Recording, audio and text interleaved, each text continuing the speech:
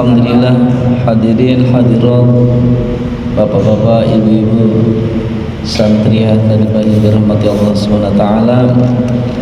Ada beberapa hari kita kemarin kedatangan tamu sehingga program rutinitas tafsir surat Al-A'raf kemarin sedikit tertangguhkan. Alhamdulillah, sekarang kita lanjutkan kembali masuk ayat yang ke 165. Falamma nasu ma dhukiru bihi anjayna alladhina yanhauna 'anis su'i wa akhadna alladhina zalamu bi'adabin ba'isin bima kanu yafsukun. Falamma 'ataw 'amma nuhu 'anhu qulna lahum kunu qiradatan khasi'in. Wa idza adzana rabbuka la yab'atsanna 'alaihim ila yaumil qiyamati man yasumuhum su'al 'adzab inna rabbaka lasari'ul iqab wa innahu laghafurur rahim. Masih sehubungan menceritakan kaum-kaum zaman dahulu. Kemarin berawalnya cerita kaum Nabi Musa bersama dengan Bani Israel, jumpa dengan Fir'aun. Nah, sekarang melanjutkan cerita yang kemarin. Falamma nasu ma dzukiru bihi,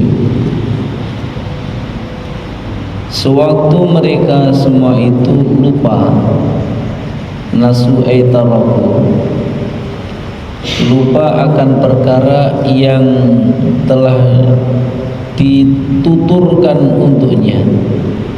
Dalam satu tafsirnya ma dzukiru bihi ini mau'idzu bihi, suatu perkara yang dituturkan kepadanya.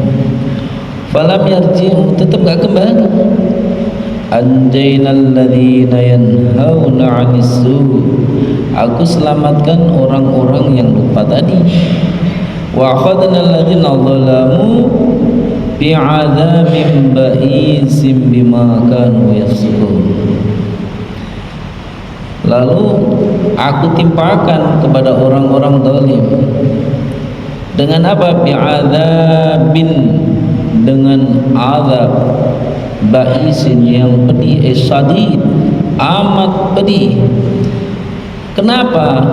Bima kanu yafsukun, sebab mereka orang-orang yang fasik. Di zaman dahulu kala Allah Subhanahu wa taala sehubungan dengan cerita kemarinnya. Jadi awal mulanya dahulu di zaman Nabi Daud alaihissalam, sebab dilarangnya kaum Nabi Daud ini kok puasa hari Sabtu ini kenapa? Ada diceritakan Allah ada perintahkan atas lisannya baginda Daud alaihissalam agar bagaimana orang-orang ini menjadikan hari Jum'ah ini sebagai hari untuk kesenangan, sebagai Id istilahnya. Sebagai hari Id, malah yang apa yang mereka buat? Mereka malah memutuskan tidak beribadah kepada Allah Subhanahu wa ta'ala, yang tahu nafi ini ibadatillah. Lalu mereka malah nggak suka dengan hari Jumat itu. Mereka kaum Nabi Daud ini memilih hari Sabtu. Nah, maka sebagai isyarat, maka suatu singkat ceritanya, maka Allah memberatkan ujian-ujian untuk mereka dengan mengharamkan berburu ikan di hari Sabtu. Kemarin sudah ada sedikit disinggung oleh guru-guru kita yang sebelumnya.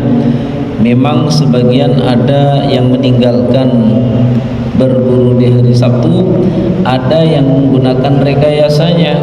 Hari Jumat mulai memasang sehingga hari Sabtu walaupun nggak berburu tetap mendapatkan hasilnya. Ada juga yang memang melawan, artinya memang tetap berburu. Singkat cerita, maka dari kaum zaman dahulu yang terbagi gitu, ada yang selamat, ada yang tidak selamat. Maka masuk dalam cerita yang sekarang ini, sewaktu mereka semua telah melupakan akan tuturan-tuturan yang disampaikan oleh nabinya, Allah selamatkan orang-orang yang mau mencegah akan suatu kejelekan. Alladzina yanhauna 'anis su'. Ini Allah selamatkan. Cuma orang-orang yang zalim ini Allah Subhanahu wa taala tetap timpain azab. Artinya Allah musnahkan, Allah binasakan di dunia, di akhirat jauh lebih pedih lagi mendapatkan azabnya Allah Subhanahu wa ta'ala. Terus enggak seperti itu saja, bahkan falamma atau ammanhu anhu qulna lahum kunu qiradatan khasiin. Falamma atau dalam tafsirnya takabbaru, sewaktu kaum-kaum mereka itu pada sombong, antar kimanuhu anhu, akan meninggalkan apa yang dilarang untuknya. Jadi malah sombongnya gak karuan. Maka Allah firmankan, qulna lahum kunu qiradatan khasin. Jadilah kalian kera-kera yang hina. Untuk siapa?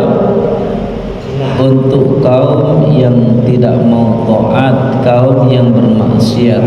Zaman dahulu kadang ada pelanggaran, sanksi langsung mendapatkan seketika di situ. Maka betapa untungnya menjadi umat akhir zaman, sehingga banyak berlaku kesalahan. Maka suruh apa? Hari demi hari, waktu demi waktu bertaubat, suruh banyak beristighfar kepada Allah Subhanahu wa ta'ala. Maka pantas dalam satu hadis qudsinya Allah ada firmankan, ya ibadi innakum tuti'una laila wan nahar. Kalian ini buat salah saja siang malam. Siang buat salah, malam buat salah. Tapi kata Allah, wa ana aghfiru dzunuba jami'an. Aku bisa ampunkan seluruh dosa-dosa itu. Maka pesannya Allah apa? Fastaghfiruni aghfir lakum. Mintalah ampun kepadaku, niscaya aku akan ampunkan. Oh, zaman dulu apa? Ketika berbuat kemungkaran, dilarang malah ngerjakan, disuruh malah ninggalkan. Kadang sampai ada dalam ayat qulna lahum kunu qiradatan khasin. Jadilah kalian keras. Khasin esogirin, yang kecil, yang hina. Fakanuha wa hadha tafsiran lima qablahu. Qala Ibnu Abbas ma adri ma fa'alal bir firqah as-sakita wa qala Ikrimah lam tuhlak li annaha kariyat ma fa'alu wa qadat lam taidu ilahi. Jadi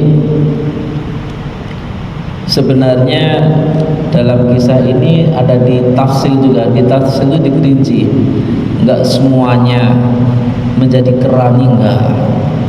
Karena memang Ibnu Abbas pun ada mengatakan, oh sebenarnya enggak tahu apa yang dibuat dengan satu golongan yang terdiam. Kata Ikrimah, oh ya kalau yang enggak ikut-ikutan ya enggak dibinasakan. Kenapa? Karena dia cuma benci saja. Tapi yang tetap mengerjakan, nah itulah yang kena kutukan menjadi kera. Kalau dalam suatu tafsir sawinya, kunu qiradatan khasiin, ini sebenarnya fakanuha qiradatan, wakila ada dikatakan inna syababahum masful qiradah, kalangan muda, pemuda-pemudanya yang masih muda di zaman itulah yang dijadikan kera. Wasuyuhum khanazir, yang sudah tua-tua dijadikan sebagai babi. Na'udzubillahi min dzalik. Kedua-duanya adalah hewan yang hina. Maka suatu pelajaran yang agung untuk kita semua. Intinya bagaimana kita mesti berusaha untuk menjalankan taat kepada Allah Subhanahu wa taala dan menjauhkan diri dari bermaksiat kepada Allah. Wa ita'adzana rabbuka la yab'atsanna 'alaihim ila yaumil qiyamah man yasumuhum su'al 'adzab inna rabbaka lasari'ul iqab wa innahu laghafurur rahim. Wa ita'adzana rabbuka, sewaktu Rabb kamu memberitahu, ta'adzana bukan minta izin, tapi ta'adzana bimana a'lama. Sewaktu Rabb kamu memberitahu, la yab'atsanna 'alaihim, kepada kaum Yahudi ini akan mengirimkan. Ini berarti sampai hari kiamat kepada orang Yahudi akan mengirimkan seorang yang akan mencicipkan azab, jelek-jeleknya azab kepada mereka. Azab ada dikatakan bidali wa khadal jizya wa ahdul jizya fa buitha alaihim Sulaiman wa badau bahtansur. Ini bahtansur ini apa itu? Dicari mufradatnya enggak ketemu, karena dalam tafsir ini sebenarnya adalah terkait masih dari dua rangkaian dua kata yang menjadi satu, dari buhtun dan nasoro, kayak baklabaka, baklun dan bakun, terkait masjid. Jadi diantaranya situ mengambil pajak, maka Allah kirimkan baginda Sulaiman kepada mereka dan orang-orang yang setelahnya.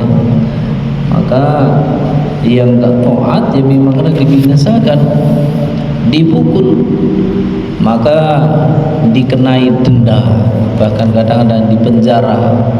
Sampai kapan itu peringatan? Bahkan sampai Allah kirim baginda Nabi Muhammad sallallahu alaihi wasallam. Inna rabbaka lasari'ul iqab. Jadi untuk orang-orang yang bermaksiat, liman asahu, Allah SWT dulu ini cepat kali kirimkan azab, kirimkan sanksi. Untuk sekarang jangan mentang-mentang karena sekarang nggak cepat kirimkan azab terus rajin maksiat, ya jangan. Setiap ada orang yang bermaksiat, dalam satu kitab ada diceritakan, maka langit ini sebenarnya sudah nggak sabar pengen ngeruntuhin. Begitu juga ketika ada seorang maksiat yang singgah di panggung di muka bumi ini, maka bumi pun sudah geram pengen nelan orang yang maksiat ini. Tapi kata Allah apa? Mahlan, slow, santai dulu, nggak usah dikasih kesempatannya. Nah, maka di situ kita akan kembali kepada Allah. Karena apa? Innahu laghafurur rahim. Allah SWT ini zat yang maha pengampun. Untuk siapa? Li ahli taatihi, untuk orang yang mau taat kepada Allah. Rahim, dan rahim ini sifatnya Allah yang akan dipersembahkan kepada orang yang mau taat kepada Allah di dunia ini. Kalau Ar-Rahman di dunia ini orang kafir pun masih dikasih, tapi di akhirat nggak ada sedikit pun dikasihani. Alhamdulillah barusan kita bacakan 3 ayat surat Al-A'raf. Semoga Allah SWT beri paham sama kita, bisa ambil ibrahnya, niat amal serta menyampaikannya. Wabillahi taufiq wal hidayah. Assalamualaikum warahmatullahi wabarakatuh.